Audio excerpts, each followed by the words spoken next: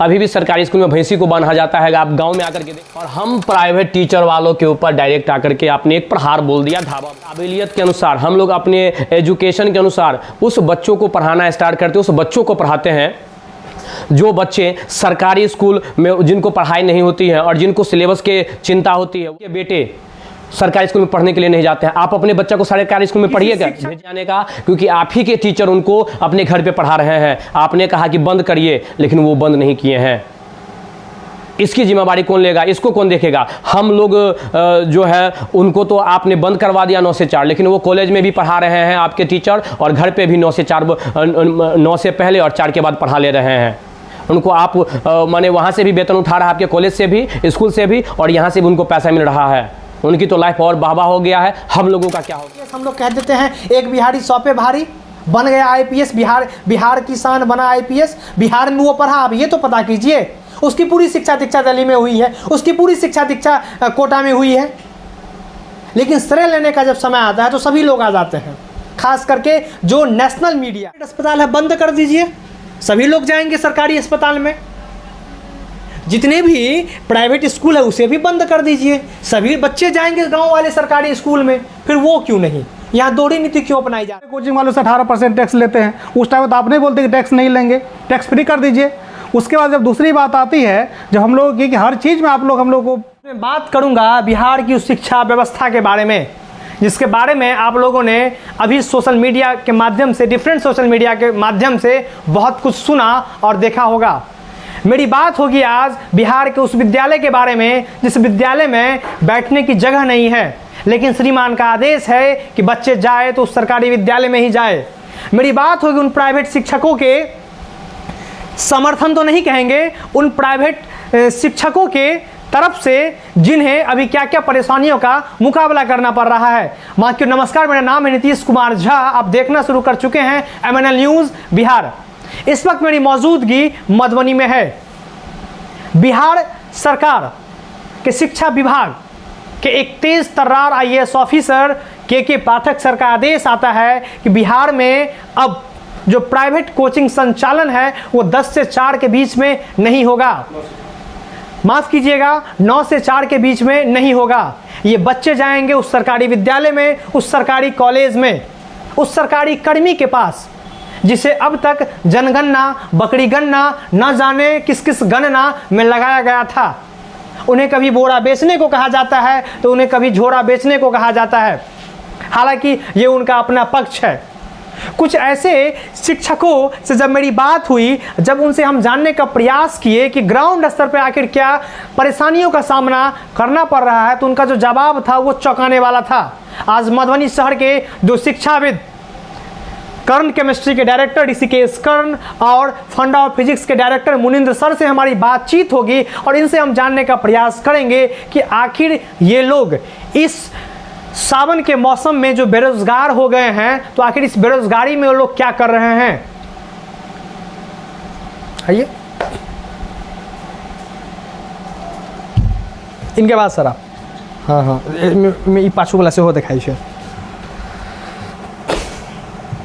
Sir भी, हाँ sir तो सुनो सर। बिहार सरकार के बारे में अभी एक शिक्षा विभाग का एक आदेश आया था कि शिक्षा विभाग का जो अब इंफ्रास्ट्रक्चर होने वाला है वो इंफ्रास्ट्रक्चर अब इस तरह का मूर्त रूप लेने वाला है। बिहार की जो सरकार है, जो IAS के पाठक हैं, अब तक में जिस विभाग में गए उस विभाग में इन्होंने जान डाल दिया। ये अपने जो इनका जो सरकारी स्कूल है उसको ये इस तरह से दिखाना चाहते हैं। बिहार की शिक्षा व्यवस्था को वो इस तरह से रिप्रेजेंट करना चाहते हैं। बिहार के स्कूलों में वो शिक्षक भर्ती तो करना चाहते हैं, लेकिन मौजूदा समय में बिहार में शिक्षक हैं।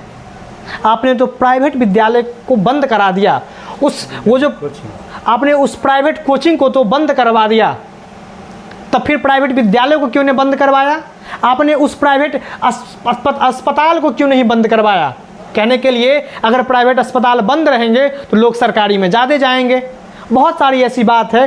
पुनः मैं इस पे कभी और आऊँगा। सर पहला मेरा सवाल यही होगा कि सर के माध्यम से जो दिव्य ज्ञान दिया गया है, इस दिव्य ज्ञान में आप लोगों को क्या क्या परेशानियों का सामना करना पड़ रहा है, और आखिर बिहार के शिक्षा विभाग में आप लोग अवरोधक क्यों बन रहे हैं, क्यों नहीं सरकार का समर्थन कर रहे हैं? सबसे पहले तो मैं इस MNL न्यूज़ को धन्यवाद देना चाहूँगा और नीतीश जी आपको कि आप शुरू से लेकर के और कंटिन्यू हर एक पग पग पे शिक्षा व्यवस्था या स्वास्थ्य हो या ग्रामीण स्तर पर जो भी बातें हो उस मुद्दा को आप उठाते आ रहे हैं। और जहाँ तक बात रही इन साहब का, तो मैं इन साहब को सत सत नमन करता हूँ और इन्हें मैं, अगर मेरा बस चले, अगर ये मेरे सामने में आ जाए तो मैं इनको क्या कहते हैं, शाश्वत जो दंडवत नमस्कार होता है मैं वो करने के लिए तैयार हूँ, क्योंकि यह एक एकलौता ऐसे हमारे अपर जो मैंने शिक्षा ये है सचिव है, मुख्य सचिव है शिक्षा विभाग के, इन्होंने जो फरमान जारी किया आए और हिटलर की तरह एकदम दे दिए, भाई ये करना है। अब देखिए इन्होंने कहा कि 9 से 4 आपको नहीं पढ़ाना है, जितने भी प्राइवेट टीचर है आपको 9 से 4 नहीं पढ़ाना है। हम लोगों ने इनके बातों का स्वागत किया, ठीक है नहीं पढ़ाएंगे हम लोग, क्योंकि आपने जो जोर दिया है कि सरकारी स्कूल की जो शिक्षा व्यवस्था है वो सुधर जाए, वो अच्छा हो जाए, तो हम लोग आपके हर एक समर्थन को स्वीकार करते हैं और आपके विरुद्ध हम लोग कभी न कभी गए हैं और न जाएंगे। लेकिन क्या आपने जो इस चीज़ को कहा कि 9 से 4 आपको नहीं पढ़ाना है, ठीक है हम नहीं पढ़ा रहे हैं 9 से 4, लेकिन जो बच्चे स्कूल में जा रहे हैं, जो कॉलेज में जा रहे हैं, उस बच्चों का भविष्य का क्या होगा आपने कभी सोचा? आपने आया फरमान जारी कर दिया, आपको ऐसा लगा कि मैंने जो फरमान जारी किया है उसके बाद सारे बच्चों का भविष्य उज्जवल हो जाएगा। मैं आपको बता दूं बहुत सारे बच्चों अभी भी टेंशन में हैं। जब हम लोग 9 से पहले और 4 के बाद जो पढ़ाते हैं, जो बच्चे आते हैं कॉलेज से स्कूल से, वो एक ही बात कहते हैं कि सर आज एक क्लास का हुई है, सर आज कुछ भी पढ़ाई नहीं हुआ, सर आज जगह नहीं मिला बैठने के लिए, सर आज टीचर नहीं आए क्लास के अंदर। 4 महीना के बाद उसका एग्ज़ाम होने वाला है, आप उसकी जिम्मेदारी लेंगे? अगर वो फेल करेगा तो क्या होगा? क्या आप इसकी जिम्मेदारी लेते हैं? आपने जो ये फरमान जारी किया, आपको इससे पहले रूट लेवल पर आकर के उस चीज़ को देखना चाहिए था कि आपके जो सरकारी स्कूल की हालत है, व्यवस्था है, वो कैसी है। अभी भी सरकारी स्कूल में भैंसी को बांधा जाता है। आप गांव में आकर के देखिए, मैं कुछ ऐसे स्कूल को दिखाऊंगा जहां पे अभी भी टीचर नहीं आते हैं, वहां पे भैंसी बांधी जाती है। क्या हाल होगा उस जो माने स्कूल में जो बच्चे पढ़ रहे हैं उसकी क्या हाल होगी। बहुत अच्छी बात है आपने जो इस सरकारी स्कूल की व्यवस्था को सुधारने का काम किया है। आप पहले उस व्यवस्था को सही कर लेते हैं, फिर इस फरमान को जारी करते हैं कि आपको 9 से 4 नहीं पढ़ाना है। हम लोग पहले भी स्वीकार किया, अभी भी स्वीकार किए और पहले भी स्वीकार करते हैं, लेकिन पहले आप इस चीज़ को कर तो लेते हैं। आप अपने स्कूल का इंफ्रास्ट्रक्चर ऐसे बना लेते हैं, आपका क्लासरूम ऐसा हो जाता, आपके जो शिक्षक हैं वो कंटिन्यू रहते हैं और हर एक सब्जेक्ट के टीचर रहते हैं, तब आप कहते तो हम लोग मानते हैं। लेकिन आप आए और हम प्राइवेट टीचर वालों के ऊपर डायरेक्ट आकर के आपने एक प्रहार बोल दिया, धावा बोल दिया कि तुमको 9 से 4 नहीं पढ़ाना है। मैं आपको बता दूं सर, हम लोग अपने काबिलियत के अनुसार, हम लोग अपने एजुकेशन के अनुसार उस बच्चों को पढ़ाना स्टार्ट करते हैं, उस बच्चों को पढ़ाते हैं जो बच्चे सरकारी स्कूल में जिनको पढ़ाई नहीं होती है और जिनको सिलेबस के चिंता होती है, वह अपने सिलेबस को पूरा करना चाहते हैं, और तब हमारे जैसे प्राइवेट टीचरों के पास वो आते हैं और हम लोग उनको अच्छी सहूलियत से उनको पढ़ाते भी हैं। मैं आपको एक बात और बता दूं सर, अगर आपका यह व्यवस्था कंटिन्यू रहा तो मैं आपको बता दूं 9 से 4 के बीच में 9 बजे से पहले 1 से 2 बैच हम लोग पढ़ा पाते हैं, उसके बाद 1 से 2 बैच। रूम रेंट नहीं निकल पा रहा है सर, हम लोग क्या करेंगे? आप कोरोना समय का आप अगर स्थिति देखें सर, तो आपको पता होगा कि कोरोना समय में जो कंडीशंस हुई थी, जहां पे आमदनी आना बंद हो गया था, खर्चा जल्दी बंद नहीं हुआ था लेकिन आमदनी होना बंद हो गया था, कुछ टीचर आत्महत्या कर लिए, सुसाइड कर लिए। आज वही परिस्थिति आप कोरोना से भी बदतर परिस्थिति डाल दिए हैं। अगर आज के डेट में अगर माने हम जैसे छोटे टीचर जो हैं वह इसी शिक्षा व्यवस्था पर टिके हुए थे, अपने कोचिंग पर, अपने इंस्टीट्यूट पर टिके हुए थे, एक इंडिविजुअल क्लास पढ़ा पर 2-4 बच्चों को पढ़ा करके और अपनी जीवन यापका को चला रहे थे, अपनी पूरी फैमिली को चला रहे थे। आज हम लोग अब हमारी फैमिली, अब इतनी आमदनी नहीं हो पा रही कि हम अपनी फैमिली को चलाएं। ऐसे में अगर कोई सुसाइड कर ले तो इसकी पूरी जिम्मेदारी कौन लेगी? सर आपको लेना होगा जिम्मेदारी, क्योंकि या आपके चलते अगर कोई भी टीचर अगर इस कंडीशन में सुसाइड कर रहा है तो कहीं ना कहीं आपका इसमें सबसे बड़ा हाथ है, उस टीचर को मारने में सबसे बड़ा हाथ आपका है सर। आप अगर इसी व्यवस्था को सही अगर कर लेते हैं, पहले इसको यहाँ से कर लें, सही कर लें, आप अपनी आपकी जितनी सिस्टम है सबको सही कर लें, फिर इस चीज़ को लागू कर दें, चलेगा। हम लोग की जो नॉलेजेस हैं, आप जो कह रहे हैं इतना शिक्षा माने बहाली कर रहे हैं, सारे शिक्षकों को कुछ ना कुछ आप रोजगार दे देते हैं। गेस्ट टीचर के रूप में या किसी भी रूप में जितने भी नॉलेजेबल टीचर्स हैं उनके एक्सपीरियंस के बेस पे या उसके नॉलेज के बेस पे आप उनको कहीं ना कहीं आप जुगाड़ लगा देते हैं, फिर आप इस सिस्टम को सुधारते हैं, कहीं ना कहीं आपका सिस्टम 110% सफल होता।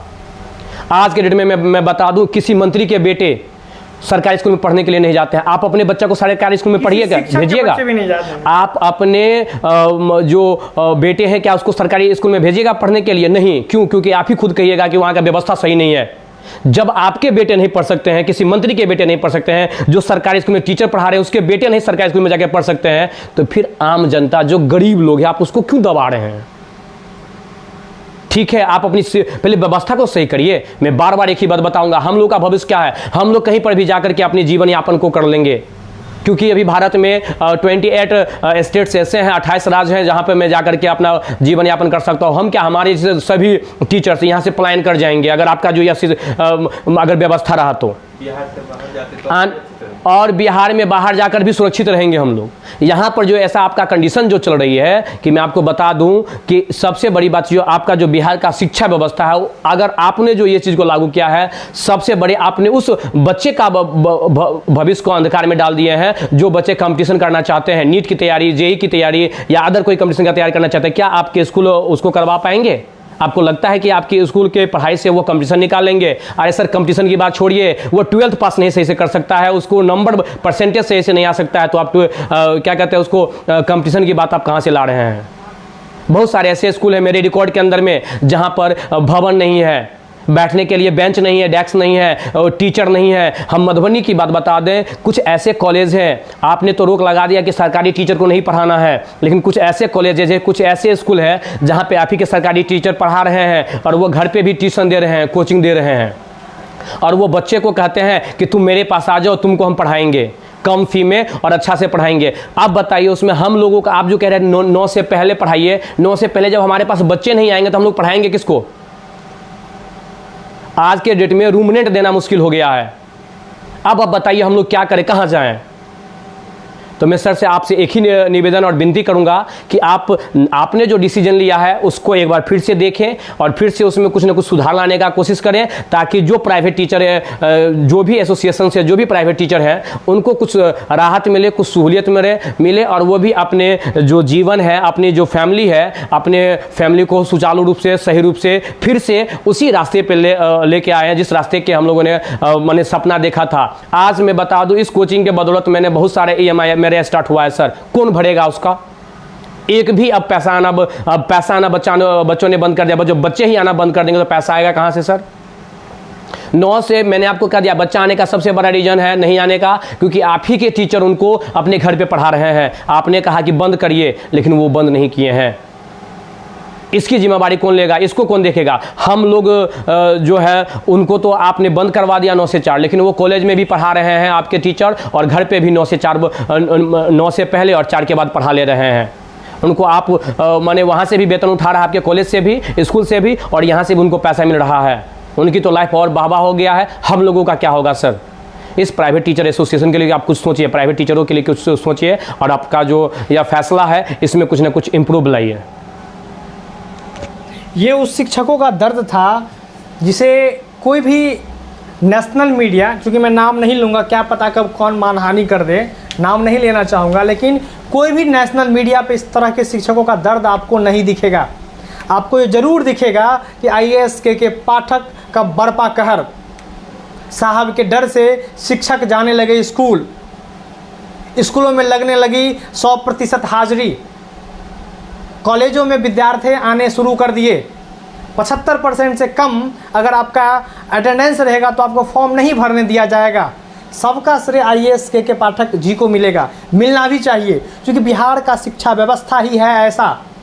बिहार आज़ादी के बाद अगर मैं बिहार की बात करूं, ये वही बिहार है। हम लोग गप में, अगर गप मारने के मामले में आए तो हम लोग किसी से कम नहीं हैं, हम लोग किसी से बहुत तेज़ हैं। हम लोग तुरंत चंद्रयान के बारे में कहना शुरू कर देंगे कि 5 लोग बिहार से थे। अरे भाई, इस बिहार से पढ़ा कितना जो चंद्रयान पे अभी जिसके वजह से चंद्रयान का ये जो मिशन है वो सक्सेस हुआ है। लोग बनते हैं IAS IPS, हम लोग कह देते हैं एक बिहारी 100 पे भारी, बन गया IPS। बिहार की शान बना IPS, बिहार में वो पढ़ा। अब ये तो पता कीजिए उसकी पूरी शिक्षा दीक्षा दिल्ली में हुई है, उसकी पूरी शिक्षा दीक्षा कोटा में हुई है। लेकिन श्रेय लेने का जब समय आता है तो सभी लोग आ जाते हैं, खास करके जो नेशनल मीडिया है। लेकिन ये जो प्राइवेट शिक्षक है, मैं इससे पहले मेरी जितनी भी रिपोर्टिंग अगर आपने देखी होगी तो मैं इस तरह से किसी भी रिपोर्टिंग में मेरा जो शब्द रहता है काफ़ी चयन किया हुआ रहता है। मैं काफ़ी शांत प्रवृत्ति का व्यक्ति हूँ, लेकिन ये समस्या ही ऐसी है, ये जन समस्या ही ऐसी है कि आपको भी सोचने पर मजबूर कर देगी। और मैं तो एक बात और कहूँगा, जितने भी सोशल मीडिया के पत्रकार हैं, खास करके डिजिटल मीडिया के, खास करके दिल्ली वाला मीडिया, आकर के बिहार के इस मधुबनी में आए और सरकारी विद्यालय में जाकर के उस चीज़ को दिखाए कि कैसे विद्यार्थी अभी भी बोरा पे बैठने को मजबूर हैं। शिक्षकों के बारे में आपको पता होगा कि मैंगो का स्पेलिंग जिस शिक्षकों को नहीं आ रहा है, उसके विद्यालय उस पूरे बिहार के शिक्षा व्यवस्था को छोड़ा जा रहा है। कॉलेज में जहाँ बैठने को विद्यार्थी की सीट नहीं है, वहाँ उन्हें प्रेशर बनाया जा रहा है। अच्छी बात है, कॉलेज जाना चाहिए, लेकिन पहले आप सिस्टम तो अपना सुधारिए। दूसरी तरफ ये भी मैं आपको कहूँगा कि इसका पूरा क्रेडिट आपको जाएगा। All credit goes to you mister K Pathak IAS sir, because अगर आप नहीं आते तो बिहार में इस तरह का जो शिक्षा का जो परिवर्तन है मास लेवल पे, ये कभी बदलता भी नहीं। लेकिन उन प्राइवेट शिक्षकों का क्या है कसूर?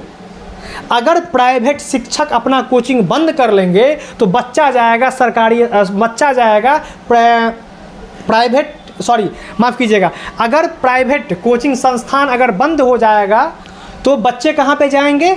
सरकारी विद्यालय में जाएंगे, सरकारी कॉलेज में जाएंगे। बहुत अच्छा कदम, थोड़ा बहुत मैं भी पढ़ा लिखा हुआ हूँ। दूसरी बात, तो यही चीज़ आप दूसरे पे भी अप्लाई कीजिए ना। जितने भी प्राइवेट अस्पताल है बंद कर दीजिए, सभी लोग जाएंगे सरकारी अस्पताल में। जितने भी प्राइवेट स्कूल है उसे भी बंद कर दीजिए, सभी बच्चे जाएंगे गांव वाले सरकारी स्कूल में। फिर वो क्यों नहीं? यहाँ दोहरी नीति क्यों अपनाई जा रही है? इस पे आखिर कौन बोल रहा है? जिसे सोचना चाहिए वो तो सत्ता के नशे में चूर है। क्योंकि हम लोग जब समय आता है वोट का तो हम लोग यादव के नाम पे, ब्राह्मण के नाम पे, राजपूत के नाम पे, कुर्मी के नाम पे बट जाते हैं। और बिहार की जो स्थिति है ना, इसका सबसे जिम्मेवार आप लोग हैं। क्योंकि जब समय आता है तो आप लोग भी जाति के नाम पे बट जाते हैं। एक कोई शिक्षक अगर ऑनलाइन क्लास में कह देता है कि आप लोग पढ़े लिखे नेता को चुनिए, तो आप लोग उस शिक्षकों को हटा देते हैं उस सो कॉल्ड मीडिया, उस सो कॉल्ड जो डिजिटल प्लेटफॉर्म है, एडुटेक कंपनी है, उसके माध्यम से। आखिर उसने क्या गलत कहा था? सही ही तो कहा था। मैं एक वीडियो और बनाऊंगा चंद्रयान पे, उसमें जो दिव्य ज्ञान अगर आपको मिलेगा नेता वाला, तो आप आधे मुंह माथा पकड़ करके लौट जाइएगा। हालांकि वो दूसरे वीडियो में मैं इस चीज़ का जिक्र कर रहा हूँ। हालांकि मैंने आपको शो से पहले ही बता दिया था कि इस शो में हमारे साथ 2 शिक्षक मधुबनी जिले के रहेंगे। एक हम पुनः फंडा ऑफ फिजिक्स के डायरेक्टर हैं मुनिंद सर आ चुके हैं हमारे स्टूडियो में। सर आपका स्वागत है।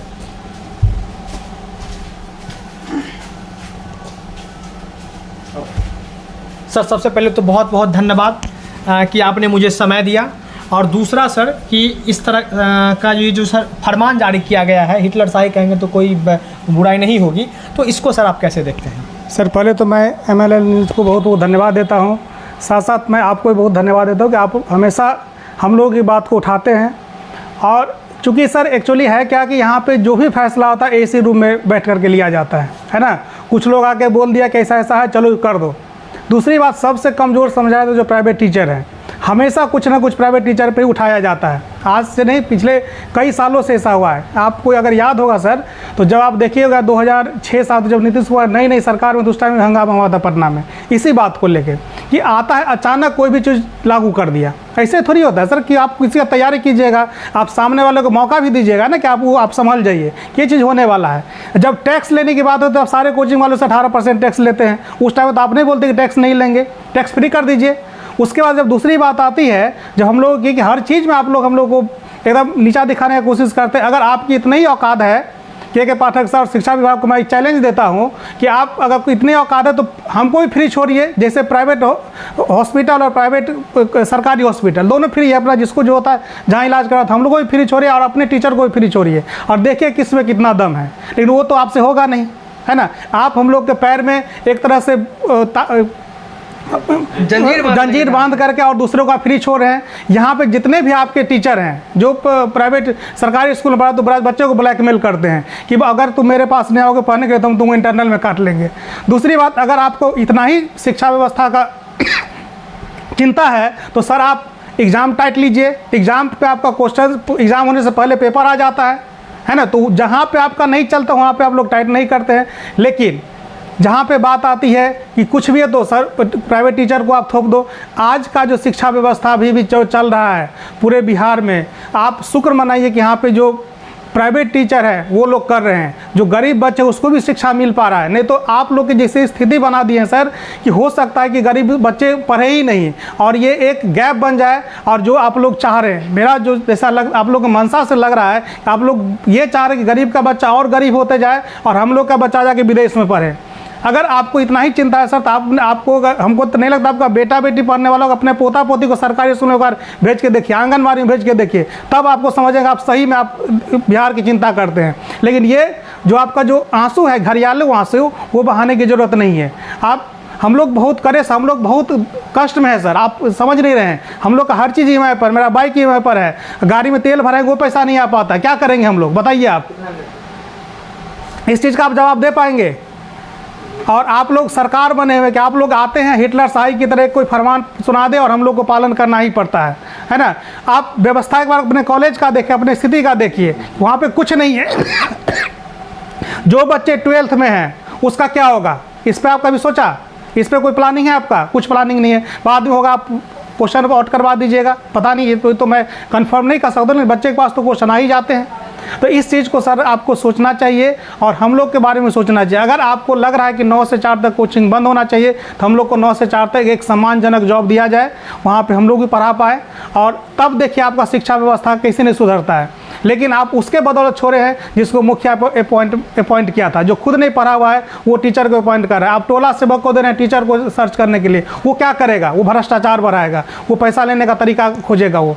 तो सर मेरा आपसे नम्र निवेदन और विनती है कि सर प्लीज़ कम से कम इस पर सुधार कीजिए, इस पर सोचिए कि आखिर बिहार में जो 8 लाख 10 लाख लोग इससे जुड़े हुए हैं उस लोगों का क्या होगा। अभी हर एक को, जो बड़े बड़े कोचिंग में उसमें बहुत सारे स्टाफ है, उसका बहुत सारा सिस्टम चलता है, हर एक को निकाल देगा वो, तब आप क्या करेंगे? उसके बच्चे का क्या होगा, है ना। तो ये जो गैप आप बना रहे हैं बच्चों और गरीब और अमीर के बीच में, ये गैप बढ़ता है, इसको भरने का कोशिश कीजिए सर। जो हम लोग जो पढ़ाते हैं बहुत ज़्यादा पैसा नहीं लेते हैं, बहुत कम ही पैसा में बच्चों को पढ़ा देते हैं, बहुत सब बच्चे फ्री में भी पढ़ते हैं। तो इस चीज़ को कौन देखेगा? तो उस गरीब को उत्थान के बारे में सोचिए सर, नहीं तो इस गरीब का हाई आपको लग जाएगा। इसलिए मैं फिर से मैंने न्यूज़ का बहुत बहुत धन्यवाद देता हूँ इतना बात बोलने के लिए। और प्लीज़ सर सोचिए आप इस बात पे और एक रूट लेवल पे तैयारी कीजिए। धन्यवाद। ये उन शिक्षकों का दर्द था, आखिर इनका दर्द समझे कौन? क्योंकि मैं भी इसी पक्ष में हूँ कि बिहार का जो शिक्षा व्यवस्था है वो बदलना चाहिए। कॉलेजों में पढ़ाई होनी चाहिए, स्कूलों में शिक्षकों की हाजिरी होनी चाहिए, बच्चा स्कूल जावे, ट्यूशन पे कम आश्रित रहे। लेकिन इसके प्रति जिम्मेवार कौन है? इस पर भी तो आपको सोचना है। हमें नहीं लगता है, लोगों ने विरोध किया, लेकिन जब भी कोई डिस्कशन होता है तो एक टेक्निकल वे में डिस्कशन होना चाहिए।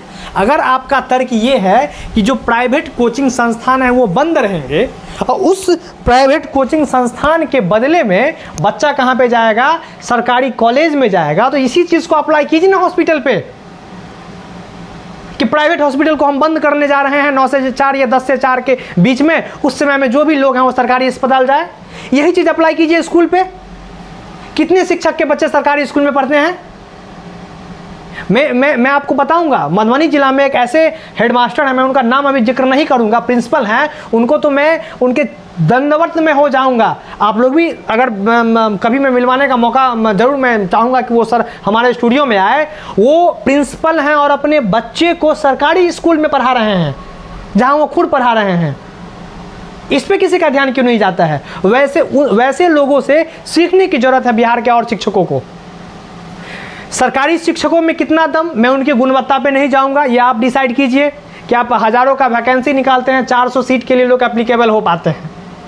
अभी माताएं बहन स्टेशन पे रात गुजारती है, क्यों? तो नौकरी पाने के लिए। अब बिहार में आपका सीट खाली है, लेकिन कहीं ना कहीं बिहार की जो शिक्षा व्यवस्था है कहीं ना कहीं पूरी तरीके से चौपट है। हालांकि सर को नमस्कार, ऐसा होना चाहिए। इस तरह का अगर ये होता है तो बिहार में जो परिवर्तन है वो कहीं ना कहीं वो कहीं ना कहीं वो वो कहीं ना कहीं बदलेगा, जरूर बदलना चाहिए। बिहार की शिक्षा व्यवस्था में एक परिवर्तन आना चाहिए, लेकिन उन लोगों को भी ध्यान में रखना चाहिए जो लोग इस रोजगार पे आश्रित थे। वो लड़कियां जो जाड़ा के समय में 6 बजे कैसे अपने घर से निकलेगी, उसकी सुरक्षा व्यवस्था का कौन जिम्मेवारी लेगा? 6 बजे शाम के बाद वो लड़कियां कैसे अपने घर जाएगी, उसकी सुरक्षा जिम्मेवारी कौन लेगा? एक कहीं मीटिंग चल रहा था तो डीएम महोदय का फरमान आया था कहीं से कि मैं सरकारी विद्यालय में पढ़ा हूं। अच्छी बात है, पढ़ना भी चाहिए, वही तो जेएनयू सरकारी है, लेकिन सरकारी का क्वालिटी तो सर बढ़ाना पड़ेगा। और आपको पता है कि लोग आज के समय में सरकारी पे कितना विश्वास करते हैं। हमारे देश के यशस्वी प्रधानमंत्री नरेंद्र मोदी जी एक तरफ प्राइवेटाइजेशन को बढ़ावा दे रहे हैं, अच्छी बात है, देना भी चाहिए। आज रेलवे अगर चमक रहा है तो कहीं ना कहीं प्राइवेटाइजेशन की वजह से चमक रहा है। तो जब शिक्षा में अगर प्राइवेटाइजेशन आ रहा है, उसमें कभी कहा है? मैं जिस गांव से आता हूं वहां कभी फिलिप्स 100 वाट का बल्ब धुक धुक किया करता था, 2 घंटा लाइट हुआ करता था। महज मेरे गांव में 23 घंटा लाइट हुआ करता है। क्यों? तो प्राइवेटाइजेशन आ गया। हम लोग मंथली बिल पेड करने वाले लोग हैं। सरकार जो बिल पेमेंट नहीं वसूल पाती थी, वो प्राइवेट लोग अब महीने महीने आकर के पैसा लेके चले जाते हैं। नहीं दीजिएगा, लाइन आपका काट देंगे। उसमें तो आपको बहुत मन लग रहा है, लेकिन शिक्षा व्यवस्था में प्राइवेटाइजेशन का विरोध क्यों? अपना सिस्टम ऐसा दुरुस्त कर दीजिए, बोल दीजिए शिक्षकों को कि तुम भी अपना कोचिंग संस्थान चलाओ, मैं भी अपना व्यवस्था चला रहा हूँ, लेकिन बच्चे मेरे पास आएंगे। ये हुआ ना सर। बाकी ये न्यूज़ कैसा लगा, तमाम शिक्षक बिरादरी से हम चाहेंगे जरूर कमेंट करें। इसको जितना ज़्यादा से ज़्यादा हो पाए इसको शेयर करें, क्योंकि ये आपकी आवाज़ थी, हमने उठाया। हालांकि किसी भी डिजिटल मीडिया कहे, किसी भी नेशनल मीडिया कहे, इस तरह का न्यूज़ बहुत कम आप लोगों को देखने और सुनने को मिलेगा। बाकी अपने साथियों के साथ मैं नीतीश झा, मधुबनी से। देखते रहिए MNL न्यूज़ बिहार। कर्ण जी की वजह से हमको दोबारा गला फाड़ फाड़ के बोलना पड़ा। ठीक है कि नहीं? प्राइवेट कोचिंग संस्थान के बदले में बच्चा कहाँ पे जाएगा? सरकारी कॉलेज में जाएगा। तो इसी चीज़ को अप्लाई कीजिए ना हॉस्पिटल पे, कि प्राइवेट हॉस्पिटल को हम बंद करने जा रहे हैं 9 से 4 या 10 से 4 के बीच में। उस समय में जो भी लोग हैं वो सरकारी अस्पताल जाए। यही चीज़ अप्लाई कीजिए स्कूल पे। कितने शिक्षक के बच्चे सरकारी स्कूल में पढ़ते हैं? मैं आपको बताऊंगा, मधुबनी जिला में एक ऐसे हेडमास्टर हैं, मैं उनका नाम अभी जिक्र नहीं करूंगा, प्रिंसिपल हैं, उनको तो मैं उनके दंडवत में हो जाऊंगा। आप लोग भी अगर कभी मैं मिलवाने का मौका जरूर मैं चाहूँगा कि वो सर हमारे स्टूडियो में आए। वो प्रिंसिपल हैं और अपने बच्चे को सरकारी स्कूल में पढ़ा रहे हैं, जहाँ वो खुद पढ़ा रहे हैं। इस पे किसी का ध्यान क्यों नहीं जाता है? वैसे लोगों से सीखने की जरूरत है बिहार के और शिक्षकों को। सरकारी शिक्षकों में कितना दम, मैं उनकी गुणवत्ता पे नहीं जाऊंगा, ये आप डिसाइड कीजिए कि आप हज़ारों का वैकेंसी निकालते हैं, 400 सीट के लिए लोग एप्लीकेबल हो पाते हैं। अभी माताएं बहन स्टेशन पे रात गुजारती है, क्यों? तो नौकरी पाने के लिए। अब बिहार में आपका सीट खाली है, लेकिन कहीं ना कहीं बिहार की जो शिक्षा व्यवस्था है कहीं ना कहीं पूरी तरीके से चौपट है। हालांकि सर को नमस्कार, ऐसा होना चाहिए। इस तरह का अगर ये होता है तो बिहार में जो परिवर्तन है वो कहीं ना कहीं